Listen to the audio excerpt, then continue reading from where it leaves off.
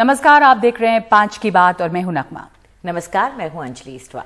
सबसे पहले इस वक्त की जो बड़ी खबर है आपको जानकारी दे दें उसकी कि दिल्ली पुलिस ने आज ऑल्ट न्यूज के सह संस्थापक यानी को फाउंडर और फैक्ट चेकर मोहम्मद जुबैर को पटियाला हाउस कोर्ट में पेश किया है और 5 दिन की रिमांड मांगी है। जुबैर को 2018 के अपने एक ट्वीट के लिए गिरफ्तार किया गया है जिसमें उन्होंने ऋषिकेश मुखर्जी की फिल्म के एक सीन की तस्वीर ट्वीट की थी। जल्द ही अदालत का फैसला आना है। पेशी के दौरान जुबैर की वकील वृंदा ग्रोवर थी। उन्होंने दलील देते हुए कहा कि ये पूरा मामला जो है वो बेतुकेपन की अति है। उन्हें एक मामले में बुलाया गया था जबकि गिरफ्तारी जो की गई वो दूसरे मामले में की गई। रिमांड या एफआईआर की कोई कॉपी उन्हें नहीं दी गई और ये सारा मामला 2018 के एक ट्वीट की वजह से किया जा रहा है।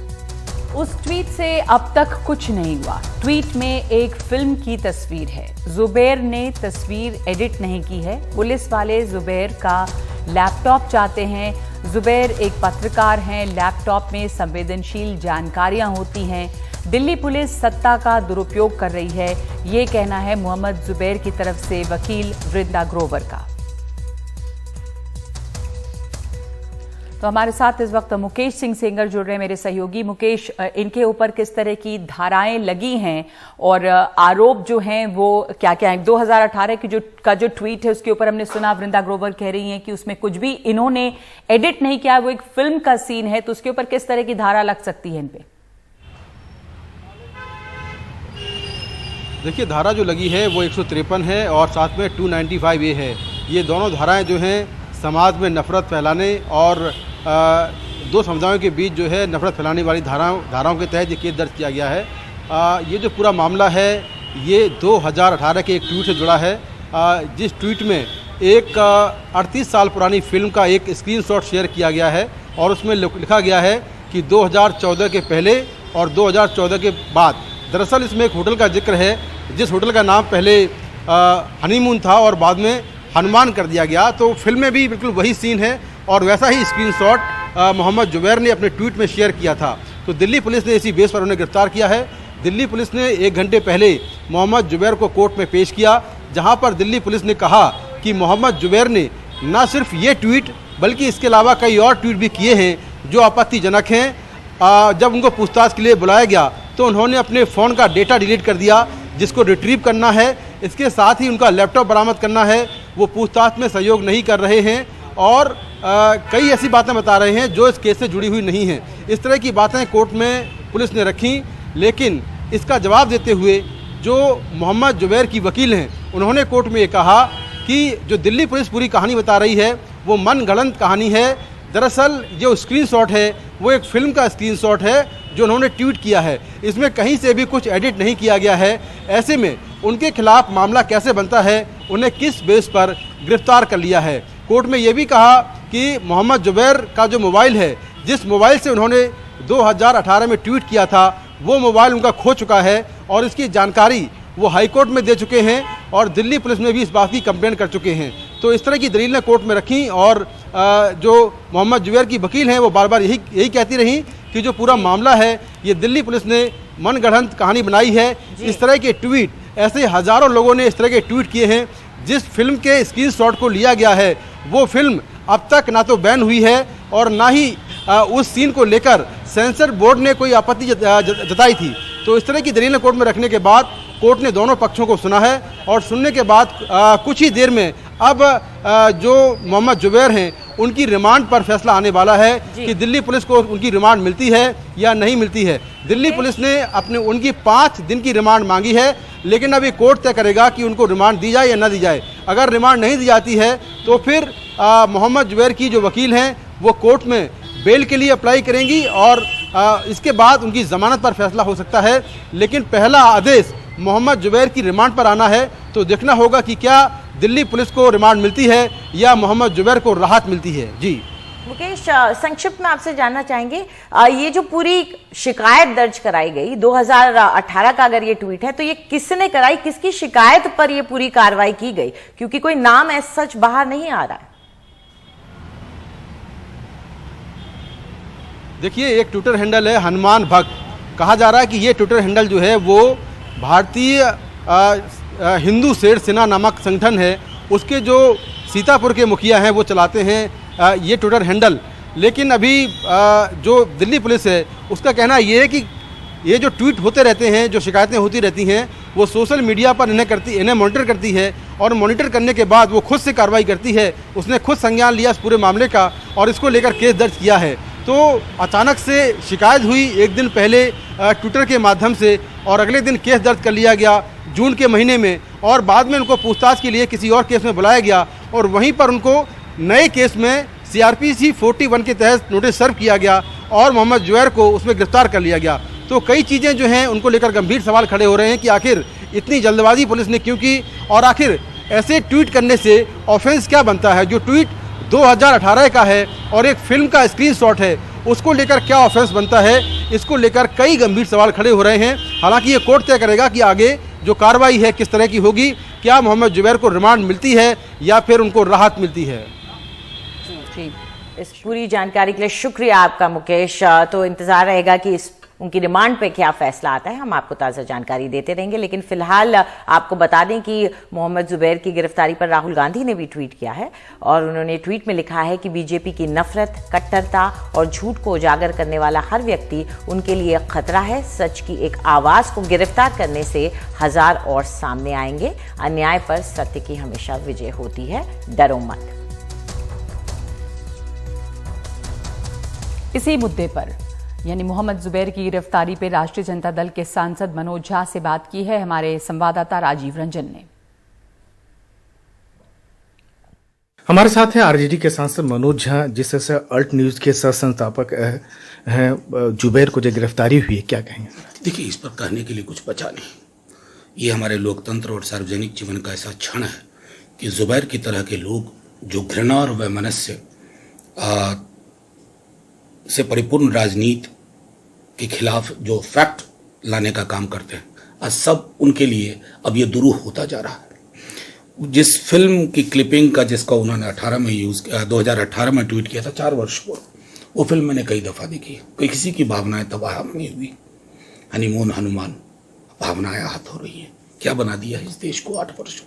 कबीर अगर आ जाए ना और दोहा पढ़ दें, जो तू बाभन बाबनी जाया अन बाटका ही नहीं आया, जो तू तुरक नहीं जाया भीतर ही खतना काहे ना करा। आहत हो जाएंगी भावनाएं।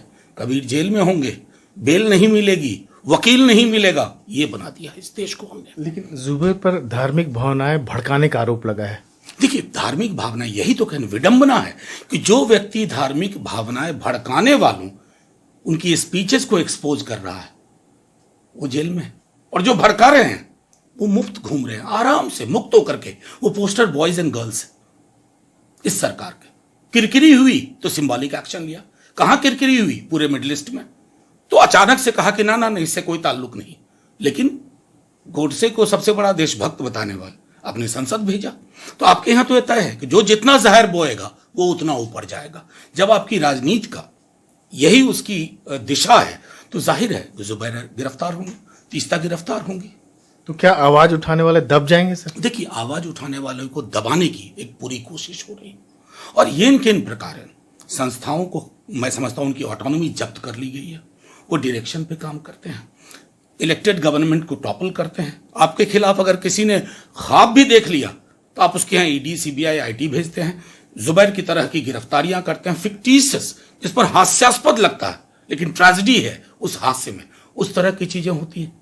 फैज साहब होते ना तो कहते निसार में तेरी गलियों के वतन, कि जहां चली है रस्म कि कोई ना सर उठा के चले। तो मनोज झा बहुत बड़ी बात कर रहे हैं जिसको सोचने या समझने की जरूरत है। जिस पर नई दिल्ली से राजीव रंजन, NDTV इंडिया।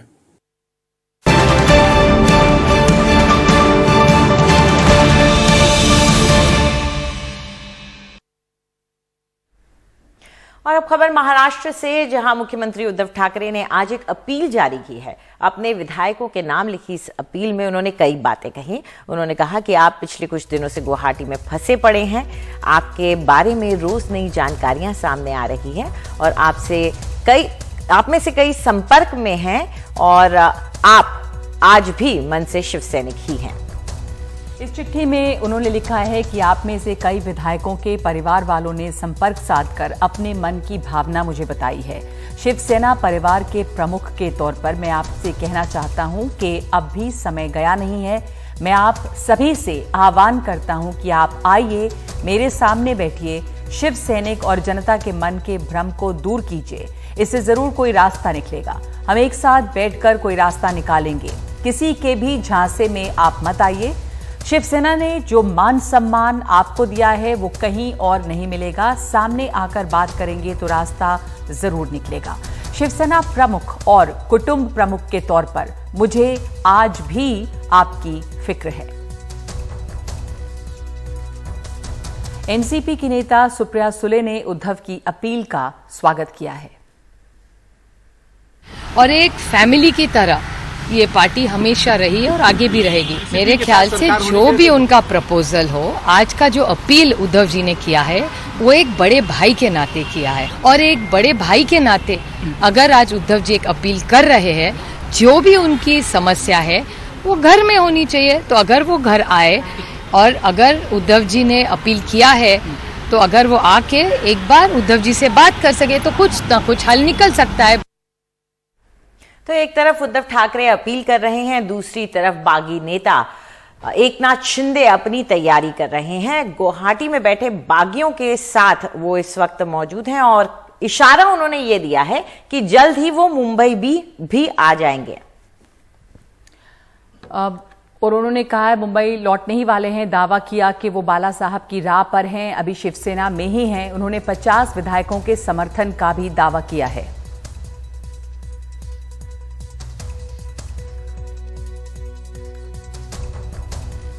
हमारी जो बाला साहब ठाकरे हिंदुत्व की जो बात है हम लोग आगे ले जा रहे हैं और शिवसेना में हम लोग हैं और शिवसेना को आगे ले जा रहे हैं और इसमें कोई भी शंका की बात नहीं है। और आपको जैसे ही हमारा अगला जो कदम है, अगला जो स्टेप है, उसके बारे में हम लोग आपको जानकारी देंगे। इस बीच हमारे सहयोगी सोहित मिश्रा ने एकनाथ शिंदे कैंप के एक विधायक सदा सरवणकर से फोन पे बात की है। कहा कि उनकी ओर से एकनाथ शिंदे ने मोर्चा संभाला हुआ है।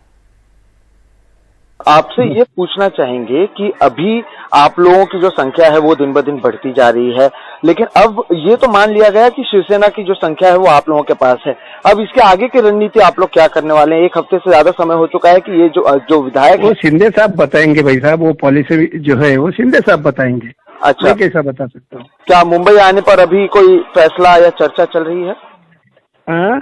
मुंबई आने पर अभी कोई फैसला या चर्चा चल रही है? नहीं, आएंगे ना, जब भी जरूरत है तभी आएंगे। आने वाले 1-2 दिनों में? हाँ शायद। अच्छा सर, ये पूछना चाहेंगे क्या अभी भी आप लोग शिवसेना में हैं या शिवसेना के में बागी ही हो गए हैं? शिवसेना की है जी, ये आप कह रहे हैं, लेकिन यहाँ पर जो उद्धव ठाकरे का गुट है उनका कहना है कि आप लोग बागी हो चुके हैं। कई जगहों पर प्रदर्शन हुआ, आपके भी जो दफ्तर है उसके बाहर प्रदर्शन हुआ। इसे आप किस तरह से देखते हैं और ये बयानों को आप किस तरह से देखते हैं? ठीक है, अभी जिन्होंने भी किया है उनको पता नहीं है ये सारे जो इशू चल रहे हैं। नहीं, मैं बात कर, क्योंकि सामने मेरे कभी किसी के साथ चालू है। अगर आधा घंटे के बाद बोलेंगे तो मैं आपसे बात करता हूँ। प्लीज, मैं सिर्फ एक चीज पूछना चाहूंगा कि अभी भी आप लोग उद्धव ठाकरे से संपर्क में हैं, बातचीत कर रहे हैं? ये भी कहा जा रहा है कि 15 से हम लोग नहीं कर रहे, एकनाथ जी कर रहे हैं। अभी भी बातचीत चल रही है उद्धव साहब से? शिंदे साहब की चल रही होगी। अच्छा, बीजेपी से क्या संपर्क हुआ है सर, ये पूछना चाहेंगे आपसे? अरे भाई उनको पूछो, वो सब, ये मेरा इतना बड़ा लीडर नहीं हूँ मैं, एक सादा एमएलए हूँ। एक आखिरी सवाल मैं आपको पूछ रहा हूँ, जिस तरह से ये जो कहा गया कि आप लोग मुंबई आकर दिखाइए वापस, या जो बयान इस्तेमाल किए उससे आप बोलने वाले कौन है? शिवसैनिक ही है ना। हाँ, तो हम भी शिवसैनिक है ना। लेकिन आप लोग गुवाहाटी में बैठे हैं सर, यही तो इनका कहना है कि अगर हम लोग गुवाहाटी में बनने के बाद कोई और पार्टी के बन जाते हैं क्या? शिवसैनिक नहीं, लेकिन वो कहने कि फिर आप लोग आके बात क्यों नहीं कर रहे हैं, ये उनका बड़ा सवाल है। नहीं, वो करेंगे ना, एकनाथ जी करेंगे ना। जी, आखिरी सवाल एक बार फिर से, क्या आने वाले 1-2 दिनों में आप मुंबई आने वाले हैं? हाँ शायद। ठीक है, बहुत बहुत शुक्रिया एनडीटीवी से बात करने के लिए। महाराष्ट्र की सियासी उठापटक के बीच बीजेपी नेता देवेंद्र फडणवीस ने दिल्ली पहुंचकर जेपी नड्डा से मुलाकात की है। बीजेपी ने अब तक महाराष्ट्र में चल रही राजनीति पर कहा है कि हम हालात पर नजर बनाए हुए हैं। कल शाम ही मुंबई में महाराष्ट्र को लेकर बीजेपी की कोर कमेटी की बैठक हुई है। बैठक के बाद बीजेपी ने कहा है कि वो वेट और वॉच नीति पे अमल कर रही है। देवेंद्र फडणवीस दिल्ली पहुंचे आज दोपहर और इसके बाद जो है वो हालांकि बताया तो महाराष्ट्र की नई सरकार को लेकर सूत्रों के हवाले से खबर आई है कि महाराष्ट्र में सरकार बनाने की कवायद में निर्दलियों की भूमिका है। सरकार अल्पमत में है। इस पर निर्दलीय विधायक राज्यपाल भगत सिंह कोश्यारी को अपना पत्र सौंपेंगे। निर्दलीय विधायक फ्लोर टेस्ट की मांग भी कर सकते हैं। तो इस सियासी उठापटक के बीच जल्द ही, जैसा कि आपको बताया, फ्लोर टेस्ट भी हो सकता है, क्योंकि सूत्रों के मुताबिक अल्पमत में जो सरकार आ गई है महाविकास अघाड़ी की, उसको राज्यपाल भगत सिंह कोश्यारी खुद ही फ्लोर टेस्ट के लिए कह सकते हैं। खबरों के मुताबिक 1-2 दिन में राज्यपाल महाविकास अघाड़ी सरकार को फ्लोर टेस्ट के लिए कह सकते हैं। तो एकनाथ शिंदे खेमा आगे की कानूनी लड़ाई के लिए वकीलों से राय भी ले रहा है और इस बीच बीजेपी ने अपने विधायकों को बुधवार यानी कि कल तक मुंबई आने को कहा है। कल सुप्रीम कोर्ट में हुई सुनवाई के बाद शिंदे गुट और बीजेपी दोनों ही उत्साहित हैं। और महाराष्ट्र के राज्यपाल भगत सिंह कोश्यारी के मुख्य सचिव संतोष कुमार ने राज्य के मुख्य सचिव मनु कुमार श्रीवास्तव को चिट्ठी लिखकर 22, 23 और 24 जून को स्वीकृत किए गए सरकारी प्रस्ताव और सर्कुलर की जानकारी मांगी है। पत्र के साथ नेता विपक्ष प्रवीण दरेकर की ओर से राज्यपाल को लिखे उस पत्र को भी जोड़ा गया है, जिसमें प्रवीण दरेकर ने महाराष्ट्र सरकार की ओर से कुछ विधायकों और मंत्रियों की बगावत के बाद जल्दबाजी में लिए जा रहे फैसलों और जारी किए गए शासन निर्णय में राज्यपाल के दखल की मांग की गई थी।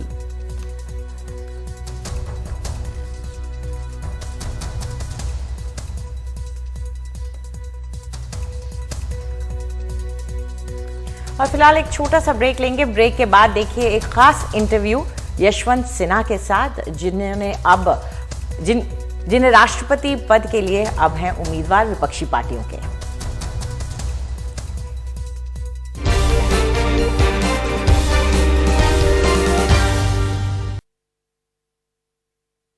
हमारे साथ बेहद खास मेहमान इस वक्त मौजूद हैं यशवंत सिन्हा जी। यशवंत सिन्हा जो कि विपक्ष के साझा उम्मीदवार हैं राष्ट्रपति चुनाव में की उम्मीदवारी उन्होंने कल ही अपना नामांकन दर्ज किया है। बहुत बहुत स्वागत है यशवंत जी आपका, बहुत शुक्रिया तमाम व्यस्तता के बाद आपने हमें समय दिया है। सबसे पहले मैं मुबारकबाद देना चाहती हूँ आपको कि आप एक साझा उम्मीदवार के तौर पे आपने नॉमिनेशन फाइल किया और हमने देखा कि बड़ी संख्या में लोग वहां पे मौजूद थे, पूरा विपक्ष एकजुट था। तो मैं इसी से शुरू करना चाहती हूँ। विपक्ष एकजुट है, आपने इसके लिए हामी भरी, पहले भी कई नाम चल रहे थे, आपको क्या लगा, क्या वजह आपको लगी इसके लिए स्वीकृति देने के लिए? पहले तो धन्यवाद कि आप मुझसे बात कर रही हैं। ये सही है कि बहुत सारे विपक्षी दल एक साथ आए, उन्होंने 2 दिन मीटिंग की और कुछ औपचारिक मीटिंग्स हुई, कुछ अनौपचारिक मीटिंग्स हुई शरद पवार के घर पर जी। और अंततः उन्होंने कई नामों पर विचार करने के बाद और कुछ लोगों के ना करने के बाद मुझे अपना उम्मीदवार चुना और मैं बड़ा आभारी हूँ उनका कि उन्होंने मुझे उम्मीदवार चुना और मैंने हामी भर दी। मैं तैयार हो गया कि मैं विपक्षी दलों का साझा उम्मीदवार बनूंगा। कल मैंने नामांकन किया है और अब लड़ाई में हैं। क्यों मैंने स्वीकार किया कि मैं उनका साझा उम्मीदवार बनूंगा, वो इसलिए कि लगभग सारे विपक्षी दलों का एक साथ आना अपने आप में एक बहुत महत्वपूर्ण घटना है हमारी राजनीति में आज के दिन, और सब लोगों का सम्मिलित रूप से मेरे नाम पर सहमति बनाना वो भी एक बहुत महत्वपूर्ण घटना है। दूसरा कि ये जो चुनाव राष्ट्रपति का हो रहा है, इसको एक मामूली चुनाव के रूप में हम लोग नहीं देख रहे हैं और इसीलिए हमारे समर्थकों ने, समर्थक दलों ने और मैंने जोर देकर इस बात को कहा है कि सचमुच में आज की राजनीति में ये 2 विचारधाराओं की लड़ाई है। हम एक विचारधारा का प्रतिनिधित्व करते हैं और जो सरकारी पक्ष की उम्मीदवार हैं वो दूसरे विचारधारा की उम्मीदवार हैं और दोनों विचारधाराओं में एक संघर्ष हो रहा है आज के दिन, जो व्यापक राजनीति हमारे देश में है। और मैं अगर एक शब्द में कहूं कि क्या अंतर है दोनों विचारधाराओं में, तो एक विचारधारा जो है वो सहमति की विचारधारा है कि भाई राजनीति में सहमति बनाकर चलना चाहिए, क्योंकि सहमति ही आत्मा है प्रजातंत्र की। और दूसरी तरफ की जो विचारधारा है वो टकराव की राजनीति है, वो लोगों को अपमानित करने की राजनीति है, अब जो विपक्षी नेता हैं उनको परेशान करने की राजनीति है। और हम आप देख रहे हैं कि किस प्रकार सरकारी एजेंसियों का दुरुपयोग करके विरोधी दल के नेताओं को परेशान किया जा रहा है। ये भारत देश में मुझे नहीं याद पड़ता है, लंबा अनुभव है मेरा, कि कभी इस हद तक हुआ है कि कोई भी हमारे खिलाफ सर उठाने का, आवाज उठाने का प्रयास करेगा तो हम उसको कुचल देंगे। इस वक्त आपको लग रहा है, क्योंकि प्रधानमंत्री मोदी जर्मनी में G7 में गए, तब भी उन्होंने इमरजेंसी का जिक्र किया और आप तो इमरजेंसी की मुखालफत आपने की, लेकिन इस वक्त आपको लग रहा है कि हालात कुछ ऐसे हैं जब बिल्कुल भी आवाज उठाते ही लोगों को कुचल दिया जा रहा है, जो पहले कहीं नहीं हुआ, कभी नहीं हुआ? मैंने कई बार ये बात कही है, आपसे भी कहना चाहूँगा कि उस समय की इमरजेंसी एक घोषित इमरजेंसी थी। संविधान में प्रावधान था जो बाद में उसको ख़त्म कर दिया गया। संविधान में प्रावधान था इमरजेंसी का, उसका उपयोग करके उस समय एक घोषित इमरजेंसी थी पूरे मुल्क में। आज के दिन एक अघोषित इमरजेंसी है, क्योंकि इमरजेंसी घोषित नहीं हो सकती है संविधान के अनुसार, तो अघोषित इमरजेंसी है। और उससे कहीं ज़्यादा खराब ये इमरजेंसी है जो उस समय इमरजेंसी थी। और प्रधानमंत्री जी G7 की मीटिंग में गए हुए हैं, मेरी शुभकामनाएं उनके साथ है। लेकिन एक बात मैं आपसे कहना चाहूँगा कि हम लोगों के यहाँ एक परंपरा थी, एक तरह से कठोर परंपरा थी कि हम जब विदेशों की धरती पर जाएंगे तब हम देश की राजनीति की बात नहीं करेंगे। तो अब क्या हुआ है कि जैसे बहुत सारे मुद्दों पर वो दाएं बाएं करके रास्ता निकाल लेते हैं, उसी तरह इस पर भी प्रधानमंत्री ने दाएं बाएं करके एक रास्ता निकाल लिया कि हम तो NRIs के साथ मिल रहे हैं और वहां पर देश की राजनीति की बात कर रहे हैं। धरती तो विदेश की है, तो इसलिए ये मैं बिल्कुल ही गलत मानता हूं कि इस तरह की बात होती है। अटल जी की सरकार में आप जानते हैं कि मैं विदेश मंत्री था, वित्त मंत्री रहते हुए भी कई बार उनके साथ विदेश जाने का मुझे मौका मिला।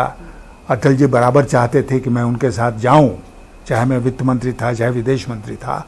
आज के प्रधानमंत्री की तरह नहीं, जो पूरा स्टेज चाहते हैं कि मेरे पास रहे और कोई दूर दूर तक उस स्टेज पर नजर नहीं आए, इसलिए विदेश मंत्री और दूसरे लोग उनके साथ नजर नहीं आते हैं विदेशों में भी। लेकिन अटल जी के टाइम में कभी ये नहीं हुआ। उन्होंने बहुत ही बारीकी के साथ और गंभीरता के साथ इस नियम का पालन किया कि हम विदेशों की धरती पर देश की राजनीति की बात, पार्टी पॉलिटिक्स की बात नहीं करेंगे। लेकिन अब तो सारी मान्यताएं खत्म हो रही हैं, तो ये भी खत्म हो गया। इस समय जो ये राष्ट्रपति पद के लिए चुनाव होगा, आपने कहा कि विचारधारा की लड़ाई, एक तरफ वो विचारधारा है जो बहुत ही एक तरह से तानाशाही विचारधारा है, दूसरी तरफ वो विचारधारा जो आज़ादी में यकीन करती है, फ्रीडम ऑफ स्पीच में यकीन करती है। तो किन चीज़ों का ये टकराव है? और जो ऑपोजिशन की कैंडिडेट हैं द्रौपदी मुर्मू, वो भी उनका चुना जाना बहुत ही एक कैंडिडेट के तौर पे बड़ा सांकेतिक भी है। दूसरी महिला और पहली ट्राइबल महिला जो है वो राष्ट्रपति पद के लिए उम्मीदवार है। आपके विचार इस पर? मैं पहला उम्मीदवार हूं जिसका नाम वाई से शुरू होता है। अब इस बात को कितनी दूर तक हम लोग ले जाएंगे? देखिए, इस देश में एक आइडेंटिटी पॉलिटिक्स है और एक आइडियोलॉजिकल पॉलिटिक्स है। बहुत देख लिया हम लोगों ने आइडेंटिटी पॉलिटिक्स। मैं तो अपने जितने मतदाता हैं उनसे और देश की जनता से कहूंगा कि वो ट्रैक रिकॉर्ड देख लें उनका और मेरा, और उसके बाद मन बनाए कि कौन ज़्यादा उचित उम्मीदवार है। एक ही बात मैं कहूँगा कि राष्ट्रपति भवन में एक खामोश राष्ट्रपति नहीं होना चाहिए, सरकार के कब्जे में रहने वाला राष्ट्रपति नहीं होना चाहिए। एक ऐसा राष्ट्रपति होना चाहिए जो अपने संवैधानिक दायित्वों का निर्वहन करेगा या करेगी। आपकी नज़र में ऐसे राष्ट्रपति भारत में हुए हैं आप जो कि खामोश राष्ट्रपति ना रहे हों? अगर हम पिछले कुछ राष्ट्रपतियों को देखें, मैं शुरू में आपको ले जाऊंगा। डॉक्टर राजेंद्र प्रसाद 2 टर्म राष्ट्रपति रहे, बहुत ही मर्यादा के साथ उन्होंने अपने कर्तव्यों का निर्वहन किया था और सरकार के साथ उनके मतभेद उस समय भी जग जाहिर थे। आज भी हम जानते हैं कि सरकार के साथ उनके मतभेद थे, टकराव नहीं, मतभेद। और फिर उन्होंने मिलके, और वो भी जब पंडित नेहरू ऐसा व्यक्ति प्रधानमंत्री था। उसके बाद डॉक्टर सर्वपल्ली राधाकृष्णन बने, बहुत ही विद्वान व्यक्ति थे, उन्होंने बड़ी गरिमा प्रदान की उस पद के लिए। लेकिन हमारे देश में खामोश राष्ट्रपति भी हुए हैं, ऐसे हुए हैं जिन्होंने सरकार के रबर स्टैंप का काम किया। जो सरकार से प्रस्ताव गया उसको उन्होंने उसके ऊपर रबर स्टैंप लगा दिया अपना। तो मैं मानता हूं कि आज जो परिस्थितियां हैं देश में, उसमें एक एक्टिव राष्ट्रपति चाहिए, एक ऐसा राष्ट्रपति चाहिए जो अपने विवेक का इस्तेमाल करेगा सरकार को मशविरा देने के लिए। राष्ट्रपति का एक बहुत बड़ा कर्तव्य होता है सरकार को मशविरा देना और सरकार को सही रास्ते पर रखना। जी। तो इस समय जो लड़ाई है, विपक्ष किस एक मुद्दे पर एकजुट है? क्या है जो विपक्ष, क्योंकि आपको सभी का ऑलमोस्ट समर्थन मिला है और टीआरएस जो कि पहले किसी बात पे शायद साथ नहीं आ रही थी, वो भी आपके साथ है। सिर्फ बसपा जो है या बीजेडी है, गैर बीजेपी पार्टी, वो आपके साथ इस समय नहीं है। ये हम जानते थे कि कुछ पार्टियां साथ नहीं आएंगी, कई कारण है, और कई पार्टियों के लिए एक मुख्य कारण है एनफोर्समेंट डायरेक्टरेट। देश में जो भी राजनीतिक लड़ाई आज के दिन हो रही है, उसमें केवल आप पॉलिटिकल ताकतों से नहीं लड़ रहे हैं, आप सरकारी ताकतों से लड़ रहे हैं। और जिन लोगों को बहुत डर लगता है एनफोर्समेंट डायरेक्टरेट से, इनकम टैक्स से, सीबीआई से, वो डर जाते हैं और उसका कोई उपाय नहीं है। उनको हिम्मत दिखानी चाहिए, लेकिन अगर हिम्मत की कमी है तो मैं क्या कर सकता हूँ? तो यही वजह है कि आपके साथ बसपा नहीं है, आपके साथ नहीं। मैं उनका नाम लेके मैं ये बात नहीं कह रहा हूँ, लेकिन मैं ये कह रहा हूँ कि बहुत सारे राजनीतिक दल हैं जिसमें कुछ का नाम आपने लिया, जो ईडी के डर से भयभीत हैं और इसीलिए वो सरकार के खिलाफ जाने में डरते हैं। पर बहुत सारे लोग आपके साथ आए, AIMIM, असदुद्दीन ओवैसी भी आपको समर्थन दे, बहुत लोग आए हैं साथ। मैं मानता हूं कि भारत की राजनीति में यह एक बहुत महत्वपूर्ण शुरुआत है और ये राष्ट्रपति चुनाव तक ही नहीं रुकेगा, ये शुरुआत आगे दूर तलक जाएगी। जी, और वो एक क्या चीज़ है, मैं आखिर में आपको जानना चाहूंगी, क्योंकि संख्या बल कहा जा रहा है कि जिस तरह की इस समय स्थिति है वो द्रौपदी मुर्मू के साथ होगा और उनका जीतना जो है वो लगभग तय है, अगर हम संख्या के हिसाब से देखें तो। बावजूद इसके आपने स्वीकार किया उम्मीदवार बनना। देखिए, संख्या बल, इस वोट के बारे में मैं आपको बता दूं, राष्ट्रपति के चुनाव में कोई व्हिप नहीं होता है और राष्ट्रपति का चुनाव सीक्रेट बैलेट से होता है। अगर ये होता कि वे पार्टी के नेता तय कर देंगे कि हम किसकी तरफ हैं, तो पार्टी के नेताओं को संविधान में अधिकार दिया गया होता कि विभिन्न जो रजिस्टर्ड पार्टियां हैं इलेक्शन कमीशन में और जिनका प्रतिनिधित्व है, जिनके वोटर्स हैं, उन पार्टियों से पूछ लिया जाएगा और वो बता देंगे किसको राष्ट्रपति चुनना है। फिर ये इतना कुछ करने की आवश्यकता नहीं थी, लेकिन ये व्यवस्था नहीं है संविधान में। संविधान में व्यवस्था है no whip and secret ballot. तो सीक्रेट बैलेट में वोट कौन डालेगा? MLAs MP डालेंगे। तो बात वहां जाती है ना, केवल पार्टियों के नेताओं तक नहीं रुकती है, बात वहां जाती है क्योंकि वो वोटर्स हैं, उनका अधिकार है किधर वोट डालेंगे। बिल्कुल, तो उम्मीद जो है बिल्कुल है और इकट्ठी है पूरी विपक्ष आपके साथ है, ये बात आपको बल देता है। मैं आपसे आखिरी में एक और सवाल पूछना चाहती हूँ, क्योंकि इस समय शिवसेना के लोग प्रतिनिधि वहाँ नहीं आए थे कल, और वजह ये भी है क्योंकि उनके यहाँ इतनी ज़्यादा आंतरिक समस्याएं हैं। महाराष्ट्र की राजनीति जो है वो दिलो दिमाग पे छाई है कि क्या किस करवट जाएगी। महाराष्ट्र में जो आपने बात की, कोई भी आवाज़ उठाता तो आवाज़ दबाई जाती है, महाराष्ट्र में जो हो रहा है उस पर आपकी प्रतिक्रिया? मैं मानता हूं कि बहुत ही दुखद है जो महाराष्ट्र में हो रहा है और ये भारतीय जनता पार्टी के स्टाइल ऑफ फंक्शनिंग है। मैं आपको याद दिला दूं कि 1999 में 1999 में इसी भारतीय जनता पार्टी के प्रधानमंत्री थे अटल बिहारी वाजपेयी, जो एक मत से, एक वोट से लोकसभा में विश्वास मत हार गए थे। वो भारतीय जनता पार्टी चलते चलते आज इस मुकाम पर पहुंच गई है कि चाहे उसको जनादेश मिले या ना मिले, वो तोड़ फोड़ करके, धन का और सरकारी एजेंसियों का प्रयोग करके विपक्षी दलों को तोड़ेगी और अपनी सरकार बनाएगी। आपने वो मजाक सुना है ना, भारतीय जनता पार्टी के बारे में कहा जा रहा है कि अगर वो चुनाव जीतते हैं तो सरकार बनाते हैं, चुनाव नहीं भी जीतते हैं अगर, तो निश्चित रूप से सरकार बनाते हैं क्योंकि वो तोड़ फोड़ करते हैं। ये चरित्र, और इसीलिए मैं इस भारतीय जनता पार्टी से अलग हुआ, क्योंकि मैं इससे नहीं सहमत हूं। ये प्रजातंत्र का माहौल है। उनका कहना है कि विपक्ष टूटने के लिए तैयार बैठा है, शिवसेना में फूट है, तो हम क्या कर सकते हैं? हाँ, बिल्कुल कुछ नहीं कर सकते हैं बेचारे। केवल यही कर सकते हैं भारतीय जनता पार्टी के लोग कि उनके शासित प्रदेशों में अगर बाढ़ भी है भयंकर, तब भी उनको ले जाके 5 स्टार कंफर्ट में रखेंगे बेचारे। और क्या कर सकते हैं? भारतीय जनता पार्टी से बेचारी पार्टी तो इस देश में कोई है ही नहीं। लोग टूट टूट के खुद ब खुद उनके पास आते हैं, कहते हैं मेरे को स्वीकार कर लो। यशवंत जी, बहुत बहुत शुभकामनाएं आपको चुनाव के लिए। पूरा विपक्ष इकट्ठा और आपके साथ है। हमारे साथ मौजूद थे यशवंत सिन्हा और खास बातचीत उन्होंने हमसे की, और हमारी शुभकामनाएं आपके साथ हैं। बहुत धन्यवाद, बहुत धन्यवाद।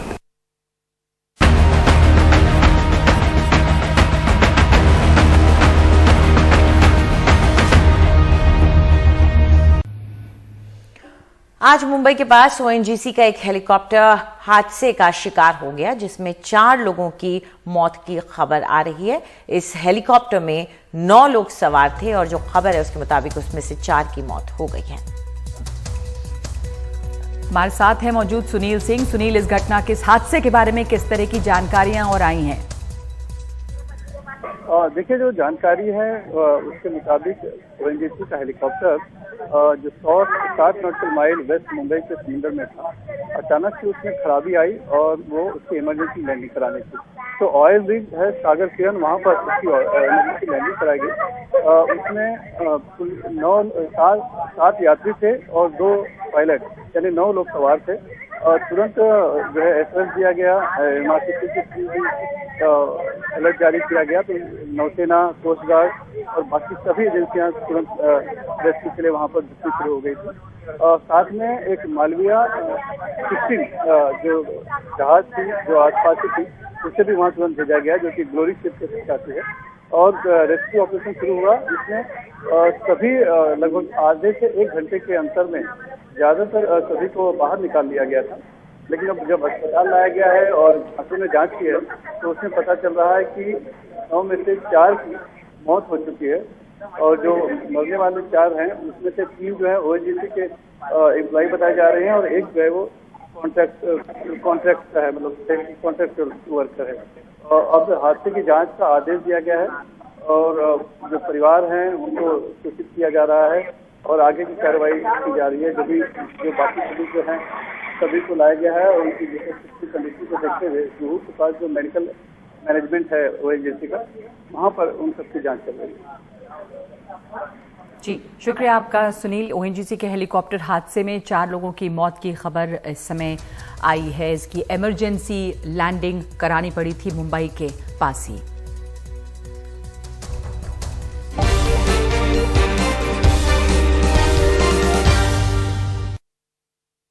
और इस वक्त ये बड़ी खबर आ रही है कि ऑल्ट न्यूज के जो सह संस्थापक है मोहम्मद जुबैर, जिनकी पुलिस कस्टडी की कोशिश हो रही थी, उन्हें 4 दिन की पुलिस कस्टडी में भेजा गया है। यानी कि दिल्ली पुलिस को उनकी 4 दिन की कस्टडी मिल गई है।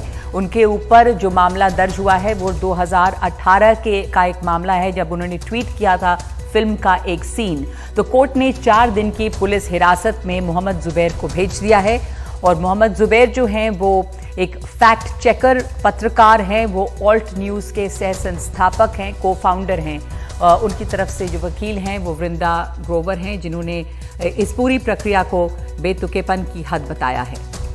दरअसल पुलिस का कहना था कि मोहम्मद जुबैर के लैपटॉप और उनके फ़ोन को भी चाहते हैं कि उनका एक्सेस उन्हें मिले, और वो चाह रहे थे कि 2018 का जो उन्होंने ट्वीट किया था उसकी जांच हो सके। ये मामला दरअसल पुलिस पहले भी एक मामले में उनसे पूछताछ करती आई है, लेकिन कोर्ट की तरफ से उनकी गिरफ्तारी पर स्टे था, और ऑल्ट न्यूज़ के सह संस्थापक का कहना है कि इस मामले में पूछताछ के लिए बुलाया गया किसी और मामले के लिए, और बाद में उन्हें अरेस्ट कर लिया गया। ये भी है कि उनसे चूंकि कहा गया ऐसा कि वो सहयोग नहीं कर रहे हैं जांच पे, तो कस्टडी में होंगे, पुलिस कस्टडी में, तो जो पुलिस को जांच पड़ताल करनी है वो हो सकेगी। उनके लैपटॉप की भी कस्टडी चाह रही है पुलिस, और फ़ोन जिससे उन्होंने ट्वीट किया था, जिस पर उनका कहना है कि वो फ़ोन जो है वो खो गया है। मुकेश हमारे साथ जुड़े हैं, हमारे सहयोगी। मुकेश, 4 दिन की पुलिस कस्टडी में भेज दिया गया है मोहम्मद जुबैर को, और पुलिस चाह रही थी तो दिल्ली पुलिस को कस्टडी मिल गई है। देखिए नगमा, बिल्कुल मोहम्मद जुबैर को अभी कोर्ट का ऑर्डर आया है, उसमें 4 दिन की पुलिस रिमांड पर भेजा गया है। हालांकि दिल्ली पुलिस ने 5 दिन की पुलिस रिमांड मांगी थी, लेकिन कोर्ट ने 4 दिन की पुलिस रिमांड ग्रांट की है। इस दौरान दिल्ली पुलिस मोहम्मद जुबैर को बेंगलोर ले जाएगी, जहां उनका घर है। वहां पर उनका जो लैपटॉप है वो बरामद करना है, साथ में 2018 में जो वो मोबाइल यूज कर रहे थे वो मोबाइल बरामद करना है। जिस मोबाइल का डेटा डिलीट कर दिया है उस डेटा को रिट्रीव करवाना है। इस तरह से पुलिस का दावा यह है कि वो जांच को आगे बढ़ाएगी और अगले 4 दिनों में इस केस से जुड़े जो एविडेंस हैं वो कलेक्ट करेगी। तो इसी के बेसिस पर कोर्ट ने 4 दिन की जो पुलिस रिमांड है वो ग्रांट कर दी है। लेकिन इससे पहले जो मोहम्मद जुबैर की वकील थी, उन्होंने काफी स्ट्रांग पॉइंट रखे थे कोर्ट में कि जो तस्वीर एक फिल्म की तस्वीर है उसको अगर कोई ट्वीट कर रहा है तो उसमें गलती क्या है उसकी, एक फिल्म का स्क्रीनशॉट है। लेकिन कोर्ट ने दोनों की दलीलें सुनने के बाद मोहम्मद जुबैर को 4 दिन की पुलिस रिमांड पर भेज दिया है। कड़ी सुरक्षा के बीच अब मोहम्मद जुबैर कोर्ट से निकल गए हैं और दिल्ली पुलिस अगले 4 दिनों में उनको बेंगलोर लेकर जाएगी और इस केस से जुड़े जो भी सबूत हैं उनको इकट्ठा करेगी। जी, शुक्रिया आपका मुकेश। तो मोहम्मद जुबैर को 4 दिन की पुलिस कस्टडी पर भेज दिया गया है। दोनों पक्षों की दलील सुनने के बाद ये फैसला आया है। दिल्ली पुलिस ने 5 दिन की कस्टडी मांगी थी। तो फिलहाल 5 की बात में आज इतना ही। नमस्कार।